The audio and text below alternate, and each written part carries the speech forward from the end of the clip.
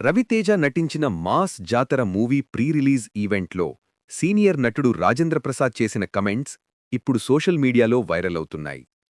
ఈ మధ్య కొందరు నటులు తమ రాబోయే సినిమాల గురించి చేస్తున్న బోల్డ్ కమెంట్స్ లాగే రాజేంద్రుడు కూడా మాస్ జాతర మూవీ చూసి మీరు షాక్ అవ్వకపోతే ఇండస్ట్రీ వదిలేస్తోననడం విశేషం. ఇంతకీ రాజేంద్ర ప్రసాద్ ఏమన్నాడంటే, మాస్ జాతర మూవీ ప్రీ రిలీజ్ ఈవెంట్లో రాజేంద్ర ప్రసాద్ తనదైన స్టైల్లో మాట్లాడాడు. ఇక్కడున్న బ్యాచ్లో చాలామంది నా సినిమాలు చూసే పెరిగుంటారు. చూశారా లేదా చెప్పండి హే. ఈ సౌండ్ కావాలి నాకు. ఈ సౌండ్ లేకపోతే నాకు చిరాకు. ఈ సౌండ్ నేర్పిందే నేను కదా.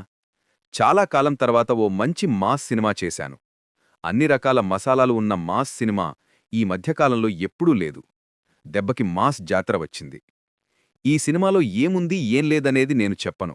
కానీ ఈ సినిమా చూసి మీరు షాక్ అవ్వకపోతే నేను సినిమా ఇండస్ట్రీ వదిలేసి వెళ్ళిపోతాను అని రాజేంద్ర ప్రసాద్ అనడంతో అక్కడున్న అభిమానులందరూ గట్టిగా అరిచారు.